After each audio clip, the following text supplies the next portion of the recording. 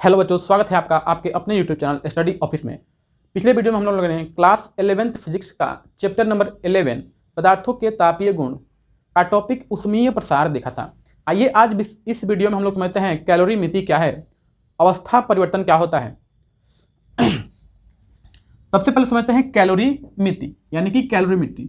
इसमें क्या है, जैसे आप लोग जानते हैं तापमिति होता है, तापमान के मापन से संबंधित विज्ञान है। ठीक उसी प्रकार जो कैलोरीमिति है, कैलोरीमिति यानी कैलोरीमेट्री, यह हमारा ऊष्मा के मापन से संबंधित विज्ञान है। ऊष्मा के मापन से संबंधित है, ऊष्मा के मापन से संबंधित यानी विज्ञान की वह शाखा जिसके अंतर्गत हम लोग ऊष्मा के मापन से संबंधित अध्ययन करते हैं, वह कैलोरीमेट्री कहलाता है, कैलोरीमिति कहलाता है। जैसा कि आप जानते हैं ऊष्मा का जो मात्रक होता है वो होता है जूल या होता है कैलोरी, और एक कैलोरी में आप लोग जानते हैं कि होता है 4.186 जूल।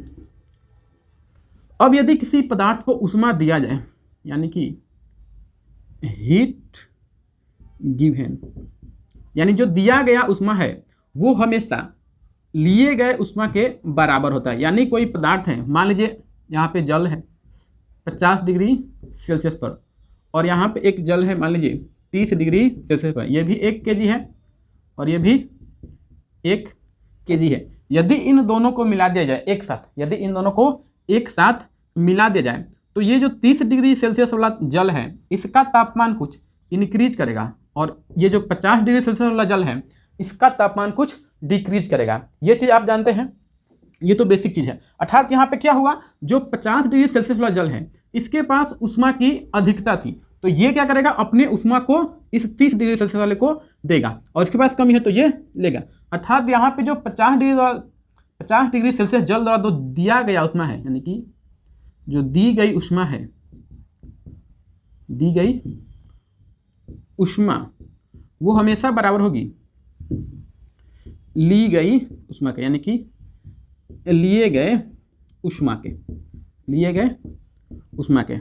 ये चीज़ आप समझ रहे हैं, यानी कि दी गई जो ऊष्मा है, जितना ऊष्मा इसके पास अधिक होगा जो ये देगा वही इसके पास आएगा, क्योंकि ऊष्मा जो है ऊर्जा का एक रूप है और ऊर्जा को न तो उत्पन्न किया जा सकता है और न ही नष्ट किया जा सकता है। उसको केवल एक स्थान से दूसरे स्थान चेंज किया जा सकता है, यानी स्थानांतरित किया जा सकता है। तो ये चीज़ हम लोग समझ गए कैलोरीमिति, यानी कि ऊष्मा के मापन से संबंधित जो विज्ञान होगा उसको क्या कहेंगे हम लोग, कैलोरीमिति। ऊष्मा का जो मात्रक है वो जूल होता है या कैलोरी होता है। एक कैलोरी में होता है 4.186 जूल और दिया गया जो ऊष्मा है वो हमेशा बराबर होता है लिए गए ऊष्मा के। अब हम लोग देखते हैं अवस्था परिवर्तन क्या होता है। अवस्था परिवर्तन, इसको मैं मिटा देता हूं एक बार।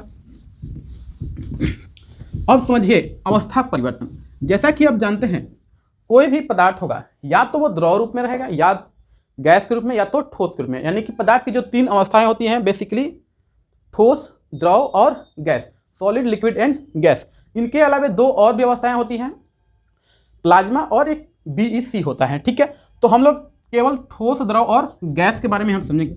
जैसे मान लीजिए कोई पदार्थ है, सबसे पहले उसको ठोस के रूप में समझते हैं। ठोस, यदि इसको और ऊष्मा दीजिएगा, हीट दीजिएगा, यानी कि ऊष्मा इसको दिए तो ये क्या होगा, धीरे धीरे ये जो है द्रव में चेंज हो जाएगा। एक ऐसा तापमान आएगा जिसपे ये क्या होगा, द्रव में चेंज हो जाएगा, यानी कि ठोस से बदल के द्रव में ये चीज़ बन गया। उसके बाद अब फिर इसको ऊष्मा दीजिएगा, फिर इसको क्या दीजिए, ऊष्मा और दीजिए, तो एक समय ऐसा आएगा जब ये गैस के रूप में चेंज हो जाएगा। तो इस क्रिया को हम लोग बोलते हैं अवस्था परिवर्तन। किसी पदार्थ के एक स्टेट से दूसरे स्टेट में, यानी एक अवस्था से दूसरे अवस्था में बदलना ही क्या कहलाता है, अवस्था का परिवर्तन कहलाता है। अब देखिए यदि यहाँ से गैस से हीट निकालेंगे तो ये हमारा बन जाएगा, यानी कि इसमें यदि हीट निकल जाएगा तो ये हमारा बनेगा द्रव, और द्रव से यदि और हीट को निकाल देते हैं, ऊष्मा को निकाल दीजिएगा तो ये क्या बन जाएगा, हमारा ठोस बन जाएगा। यानी कि ये देख सकते हैं गैस से ऊष्मा को बाहर निकाले तो क्या बना, द्रव, और द्रव से ऊष्मा को बाहर निकालते क्या बनेगा, ठोस। उसका उल्टा विपरीत जो है, ठोस में ऊष्मा दीजिएगा तो क्या बोलेगा, द्रव, और द्रव को यदि ऊष्मा दीजिएगा तो गैस। लेकिन कुछ ऐसे पदार्थ हैं जो डायरेक्ट गैस से द्रव में चेंज, डायरेक्ट ठोस से गैस में चेंज होते हैं या गैस से सीधे ठोस में, तो इस क्रिया को हम लोग ऊर्ध्वपातन बोलते हैं, ठीक है ना। अभी देखते हैं उसके बारे में भी। अब देखिए, यदि कोई पदार्थ ठोस से द्रव में चेंज हो रहा है, यदि कोई पदार्थ ठोस से द्रव में चेंज हो रहा है, तो जिस बिंदु पर वह वस्तु, जिस ताप बिंदु पर यानी तापमान पे वो ठोस से द्रव में चेंज हो रहा है, उसको हम लोग बोलेंगे गलनांक बिंदु। गलनांक बिंदु यानी गलनांक, यानी कि वो गल चुका है, द्रव के रूप में चेंज हो चुका है। अच्छा, अब जिस ताप पर वह गैस में बदलेगा उसको हम लोग बोलेंगे वाष्पन बिंदु। क्या बोलेंगे? वाष्पन बिंदु। इस क्रिया को वाष्पन बोलते हैं, इसको गलन बोलते हैं। ये गलन है और ये इसका जो बिंदु होगा वो क्या होगा? गलनांक बिंदु, यानी कि जो ताप वाला मान होगा वो उसको बोलेंगे हम लोग गलनांक बिंदु, और यहाँ पे वाष्पन बिंदु। उसके बाद अब यदि कोई पदार्थ गैस से द्रव में चेंज होता है, गैस से द्रव में, तो इसको हम लोग बोलेंगे संघनन बिंदु। संघनन बिंदु, संघनन बिंदु। जैसे यदि आप, यदि मान लीजिए कहीं पे पानी उबल रहा है और उसके ऊपर अपना हाथ रखिएगा तो क्या होगा?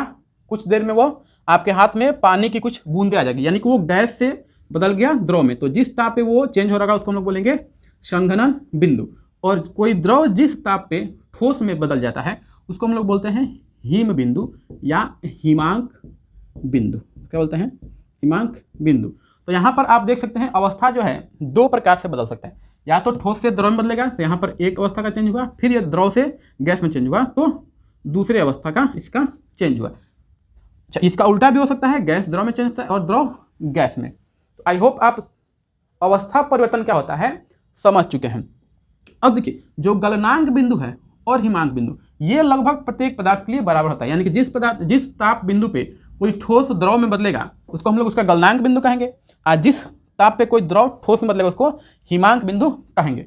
अब जैसे जल के लिए, जल मान लीजिए बर्फ के रूप में है, जल बर्फ के रूप में है, तो जैसे जैसे इसको यदि आप हीट दीजिएगा यानी कि उष्मा दीजिएगा तो ये आपका पहले जल में चेंज हो जाएगा, यानी कि द्रव रूप में चेंज हो जाएगा, ठीक है ना।